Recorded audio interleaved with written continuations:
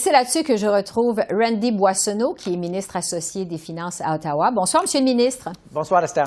Alors, vous annoncez de nouvelles mesures qui se chiffrent à 43,7 milliards de dollars depuis le dernier budget. Là-dessus, bon, il y a un crédit d'impôt qui va coûter à l'État 6,7 milliards sur 5 ans pour venir en aide aux entreprises pour réduire leurs émissions de carbone, notamment. Oui. Est-ce que c'est une bonne idée d'aider les entreprises en pleine crise de l'inflation ou votre gouvernement aurait dû plutôt se concentrer sur l'aide aux plus démunis? C'est une très bonne question. Je pense que si on regarde l'énoncé économique d'automne aujourd'hui, il y a 3 volets. En premier, c'est vraiment aider les Canadiens avec le coût de la vie. Deuxièmement, c'est d'avoir un cadre fiscal prudent. Et troisièmement, c'est préparer et positionner le Canada pour avoir une économie qui peut faire concurrence à l'échelle mondiale. Et donc, ça veut dire qu'on a des investissements ciblés pour les Canadiens, comme enlever les frais d'intérêt pour les prêts pour les étudiants et les apprentis. C'est une bonne mesure. Aussi, plusieurs mesures pour alléger, acheter sa première maison et aussi être à l'aide pour les travailleurs. Comme vous avez dit tantôt, l'idée d'avoir des paiements trimestriels aux travailleurs, c'est une très bonne mesure.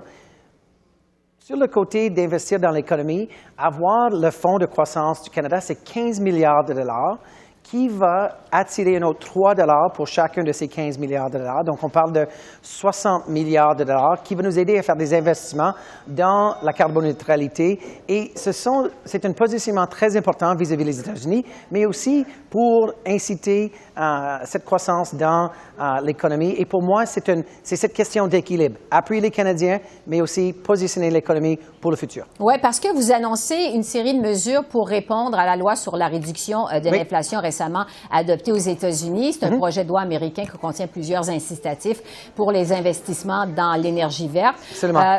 On sait que ça inquiétait l'industrie canadienne ici. Est-ce que ce que vous proposez, ça va être assez pour rétablir justement la compétitivité des entreprises canadiennes dans l'énergie verte? On pense que oui, et Esther, ce n'est que le début. On a un budget qui s'en vient en 2023 et on va garder cette question de très près. On est en très bon contact avec les gérants des entreprises, mais aussi avec les entreprises qui veulent venir s'établir ici au Canada.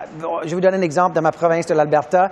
Dow Chimie est en train de regarder de faire un investissement de 12 milliards de dollars et c'est une nouvelle installation carboneutre. Donc, ça, c'est un investissement qui va payer des milliers de bons jobs et avoir un crédit d'impôt pour les compagnies qui vont investir dans les technologies vertes, mais aussi pour nous aider, et en Alberta et à travers le pays, de développer toute l'industrie d'hydrogène propre. Pour moi, c'est une très bonne idée pour le futur de notre pays. Bon, je vais revenir sur les mesures justement que vous avez annoncées aujourd'hui de façon générale, parce que bon, il y en a quand même pas mal. Il y en a pour les soins dentaires, pour l'aide au logement, il y a des mesures pour aider les travailleurs, les étudiants, vous le disiez il y a un instant, même s'il n'y a rien comme tel sur l'assurance-emploi, comme le NPD et le Bloc vous le demandaient.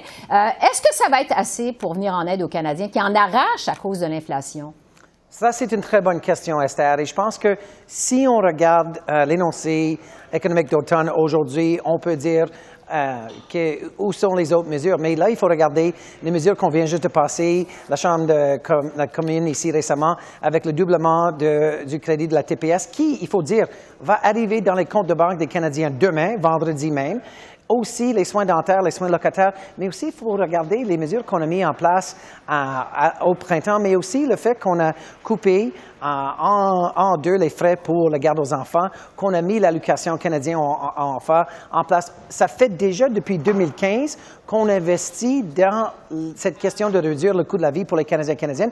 Et pour nous, c'est toujours une question d'avoir cet équilibre et on va continuer à écouter les Canadiens et Canadiennes. Et s'il faut en faire plus, on va certainement regarder à ça. Il nous reste 30 secondes, oui. Monsieur le ministre. Les conservateurs, on sait, vous demandaient que pour chaque nouvelle dépense que vous coupiez ailleurs, que vous trouviez en fait des économies équivalentes, alors que vous voulez justement lancer le message qu'après les dépenses de la pandémie, le temps est maintenant revenu de revenir en fait à la discipline fiscale.